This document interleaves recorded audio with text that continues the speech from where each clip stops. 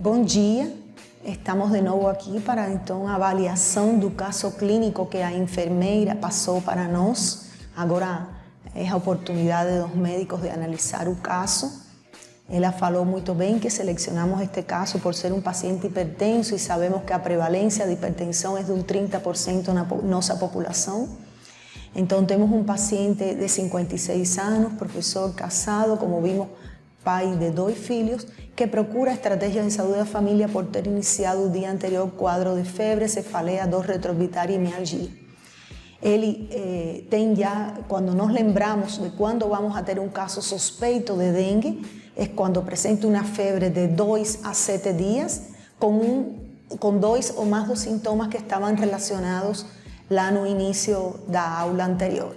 Então estamos ante um paciente e ele tem uma história epidemiológica. Ele vem de um lugar, de um local, um bairro, onde nos últimos meses estão acontecendo casos de dengue. Então, com essa história epidemiológica e a clínica do paciente, já estamos ante um paciente com suspeita de dengue. Tem outro dado interessante, e é que ele não tem história de ter viajado para nenhuma outra região, uma outra história epidemiológica, e também foi comprovado que as vacinas estão em dia. Temos que lembrar que o paciente adulto, temos que revisar o cartão de vacinas também. Não só é na criança. Nosso paciente tem uma comorbidade e faz uso de medicação contínua, enalapril e hidroclorotiazida. O peso, como já vimos, é um paciente obeso e o estado geral, ele está hidratado no momento, orientado, não se constata nenhum foco infeccioso localizável, o abdômen é negativo e a temperatura está de 38 graus, a pressão arterial, que é importante, sentado e em pé, 15/9 e 14/8, com uma prova do laço negativa que deve ser feita em todos os pacientes porque ela vai influenciar na classificação de risco. Esse foi o exame físico realizado por nós como profissionais médicos. A primeira pergunta, temos um conjunto de perguntas norteadoras e a primeira pergunta, ¿estamos ante un paciente con dengue? Por enquanto estamos ante un paciente con sospeita de dengue, mas en todo febril, en todo proceso, como vemos aquí, que es un paciente, como falamos, que está con febre y una historia epidemiológica. Mas sempre que temos um síndrome febril inespecífico, temos que realizar o exercício do diagnóstico diferencial. E nosso paciente está com febre e mialgia e temos que pensar em outras doenças que também coincidem com febre e mialgia como nosso paciente. E nos momentos das chuvas, vemos que a leptospirose, ela pode apresentar-se com febre e mialgia. Essa mialgia é característica, mas a leptospirose é mais frequente a dor nas panturrilhas. E na etapa inicial, somente na etapa mais avançada, quando aparece o característico síndrome de Well, que se apresenta com insuficiência renal, hepática e hemorragias, já a mortalidade é muito alta se não se diagnostica a tempo. É muito importante na leptospirose ter uma história epidemiológica de exposição a enchentes, coleções hídricas ou lama, ou um paciente que é risco ocupacional, que trabalha com material reciclável, com lixo, com água ou esgoto. Então, a história epidemiológica é importante. O hemograma também nos pode ajudar, porque a leptospirose dá uma leucocitose importante com desvio à esquerda. Nos casos de sepsis bacteriana, também podemos ter a presença de febre e mialgia, mas os pacientes têm geralmente um foco infeccioso localizado. Assim, o foco infeccioso pode ser pulmonar, abdominal, geniturinário, cutâneo. Então, pesquisar o foco infeccioso localizável é importante. Em etapa também nós podemos ver que a síndrome respiratória aguda grave pode apresentar-se e o síndrome de resposta imunológica sistêmica nos casos também de sepsis bacteriana, que podem aparecer nos casos de dengue grave também.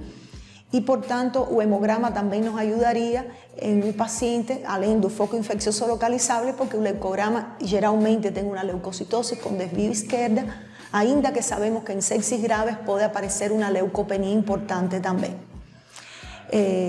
Como vemos, estamos em um período de influenza e a presença da doença, dando o síndrome gripal ou o síndrome de resposta aguda grave acontece, mas a influenza, temos que lembrar que os sintomas respiratórios como tosse e odinofagia são presentes, que na dengue não temos esses casos, esses sintomas. A malaria, ainda que não está presente em nosso meio, mas a história de deslocamento do paciente a áreas endêmicas deve ser pesquisada, como por exemplo a Amazônia ou ao continente africano. Já se viu que a malária, a mortalidade aumenta em 80 vezes quando é diagnosticada em áreas não endêmicas. A malária apresenta anemia na etapa inicial, que na dengue vemos que a todo contrário, é uma hemoconcentração, temos esplenomegalia e a febre tem um comportamento cíclico paroxístico e geralmente mais de 7 dias. As outras arboviroses como chikungunya, zika e febre amarela. A febre amarela, por isso é importante a história vacinal de nosso paciente. Ela pode começar com febre e mialgia simulando como arbovirose um quadro de dengue.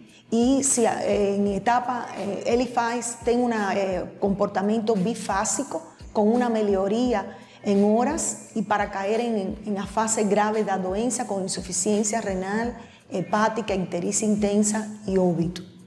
Nas outras arboviroses como chikungunya e zika, nem sempre o diagnóstico diferencial é possível.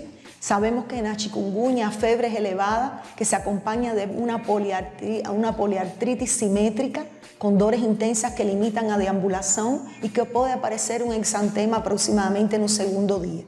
A zika, ela cursa com uma febre baixa, com a chamada conjuntivite seca por uma hiperemia conjuntival e o exantema aparece no primeiro dia com prurido intenso. Em caso de que se não conseguimos, ante a impossibilidade de diagnosticar se estamos frente a chikungunya ou zika, temos que conduzir o paciente como se fosse com dengue, porque a dengue das 3 doenças é a que mata mais rapidamente, a que provoca mortalidade rápida. Outra pergunta norteadora importante é verificar em que fase o paciente se encontra. Por isso é importante não só a presença da febre, sino verificar quantos dias que o paciente começou a adoecer. Este nosso caso tem 2 dias da doença, então no momento se encontra na fase febril. Tem sinais de alarme? Já falamos dos sinais de alarme, nosso paciente foi examinado corretamente e não tem no momento sinais de alarme. E o estado hemodinâmico e de hidratação? Está em choque? É muito importante que nós verificamos se o paciente está com sinais de hipoperfusão inadequada, se tem sinais de desidratação ou algum sinal de alteração hemodinâmica que indique que está em uma fase precoce ou tardia do choque. Assim, para este exame de alterações hemodinâmicas, é importante lembrar a fisiopatogenia da doença.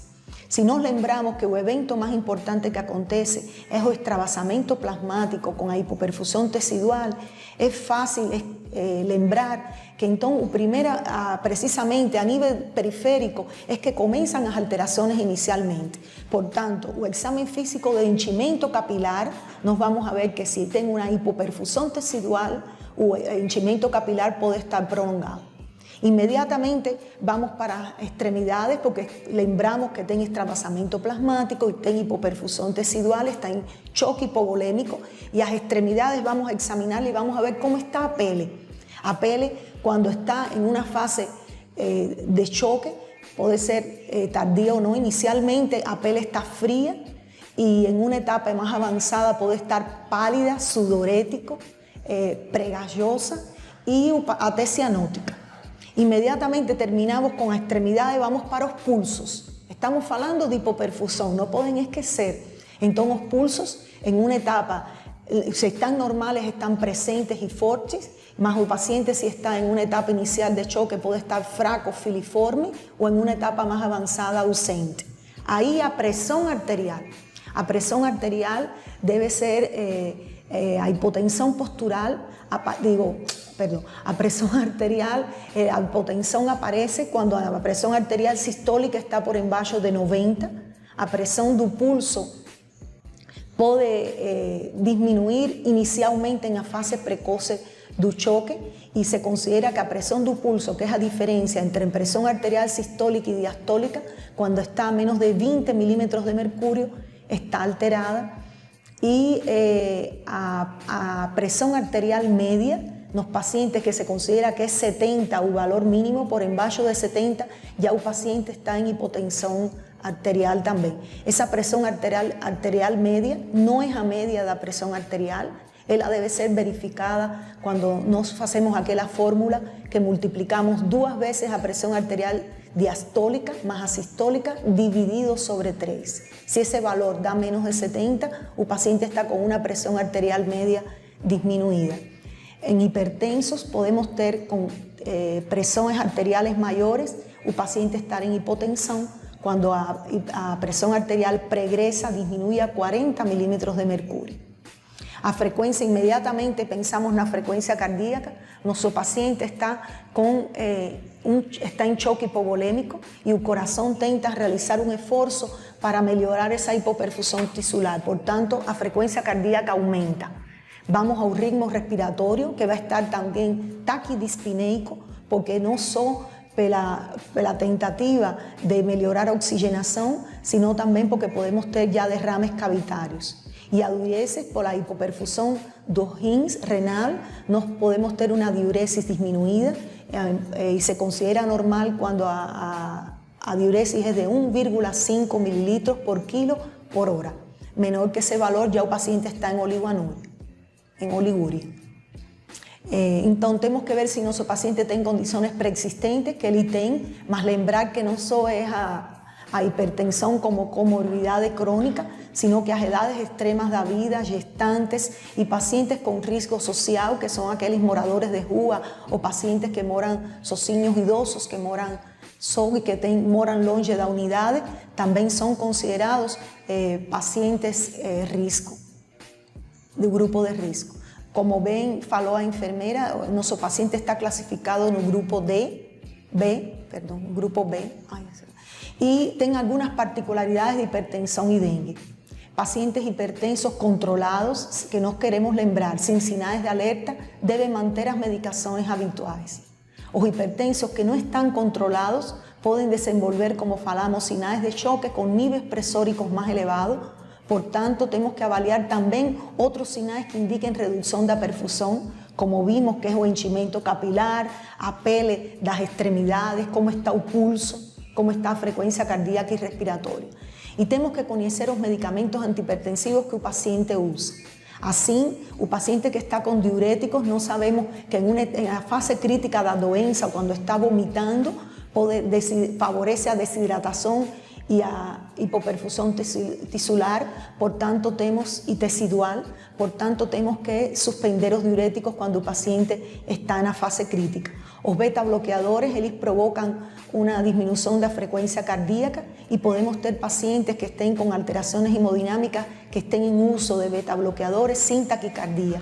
E os bloqueadores dos canais de cálcio, eles podem provocar taquicardia e o paciente estar sem alterações hemodinámicas, com taquicardia por estar em uso desses medicamentos. Então é importante conhecer que medicamento toma nosso paciente e se existe algum dano renal ou cardiovascular preexistente, aí temos que tomar muito cuidado com a hidratação, temos que avaliar e reavaliar nosso paciente ante o fato de que podemos sobrecarregar o volume dele e levá-lo a uma descompensação da doença de base. Então, continuamos com as particularidades de hipertensão e dengue. Na presença de desidratação, hipovolemia ou com sinais de alerta, como falamos, devem ser suspendidos os diuréticos e vasodilatadores no período que o paciente está sendo observado. Os pacientes hipertensos devem ser avaliados e reavaliados e sempre que passamos uma expansão volêmica, nós temos que verificar a resposta. A resposta, além de, como falamos, a melhora das alterações hemodinámicas, a hidratação, melhora do estado do sistema nervoso central, que falamos que a hipoperfusão também a nível do sistema nervoso central se caracteriza por sonolência, agitação e confusão. Também temos que auscultar a nosso paciente e ver se tem presença de estertores úmidos crepitantes que podem indicar que estamos sobrecarregando hídricamente. Este paciente no momento perguntamos se requer hospitalização, no momento não requer, mas ele está guardando o resultado do hemograma e está sendo hidratado por via oral porque não está com vômitos e está tolerando a via oral. Então, qual é a conduta indicada? Já a Fabiana falou que é a hidratação oral, em este caso 60 ml por quilo, Y como nuestros pacientes obesos tienen una particularidad, no podemos hidratarlo por los kilos de peso, sino tenemos que calcular un peso ideal para la altura de él. En relación a un índice de masa corporal, un peso para alcanzar un índice de masa corporal de 25 es de 70 kilos. Entonces vamos a calcular los líquidos y 1/3 de esa solución va a ser en soro de rehidratación oral, que es un total de 1.400 ml, y él va a tomar ese tanto en unidades de salud en las primeras 4 horas.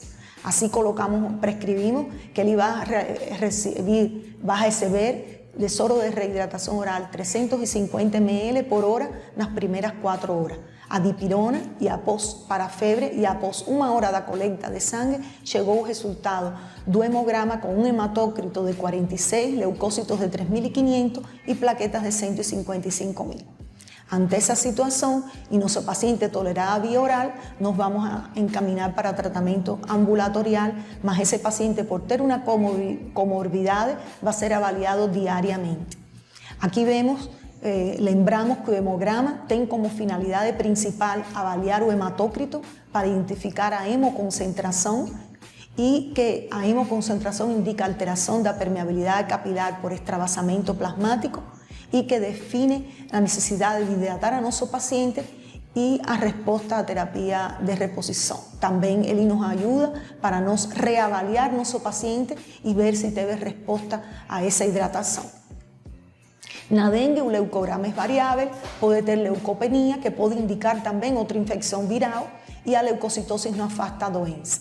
Y lembramos que a plaquetopenia no constituye necesariamente factor de riesgo para sangramiento, porque tiene otros factores, como falamos, a vasculopatía o dano vascular y al consumo de factores de coagulación. Y en pacientes con sospecha de dengue. Porém, a queda progresiva de plaquetas sí indica necesidad de acompañamiento más atento. Estos son los valores, cuando no tenemos un valor basal, estos son los valores que tenemos en crianzas y hombres y mujeres que se consideran normales. En los idosos, el valor se está establecido en 42%. Bueno, en este caso, avaliamos el hemograma, el paciente tolera vía oral y no prontuario, una receta de él y vamos a esclarecer cómo él iba a tomar esos líquidos, cómo va a tomar el soro y los otros líquidos, recomendamos son 2.800 en los restantes del día y vamos a escribir para él que son 350 ml cada 3 horas, porque si no nuestro paciente va a tomar los líquidos de cualquier jeito. Y vamos a mantener los antihipertensivos. Fue orientado para procurar unidades de servicio de urgencia en caso de señales de alarme, agendamos un retorno para 24 horas, realizada notificación y orientado para no ingerir antiinflamatorios, AS y corticoides. Ahí nuestro paciente volta al día siguiente, ya estaba sin fiebre, ten 3 días de doença, es importante vocês delimitar en qué día estaba, y está en la fase de efervescencia de fiebre. Lembramos que en la fase de efervescencia, hasta 48 horas el paciente puede presentar señales de alarme y comenzar a fase crítica.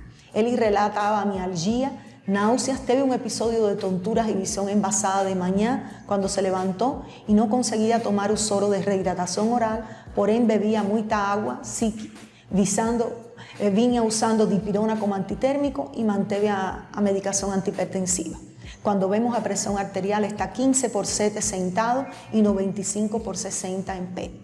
Ya nos estamos ante una hipotensión postural que, como ustedes vieron, es un señal de alarme, viran es un señal de alarme, y la hipotensión postural puede ser diagnosticada por la queda de la presión arterial sistólica en 20 mililitros, la diastólica en 10 milímetros de mercurio, o con sinais clínicos del paciente, que son esos de hipoperfusión cerebral, que precisamente es la presencia de tonturas, visión envasada, hasta síncope puede tener un paciente. El paciente ya está con señales evidentes de deshidratación, está postrado, pálido, labios resecados, saliva espesa, o henchimiento capilares de 2 segundos y tiene un exantema en tronco. O hematócrito que fue repetido, a prueba de lazo fue feita y negativa, mas lembramos que a prueba de lazo puede ser negativa en personas obesas. O hematócrito está en 52, si lembramos o hematócrito anterior estaba en 46, por tanto tiene un aumento de 10% del valor, con un leucócitos en 2.300 y las plaquetas están en 103.000.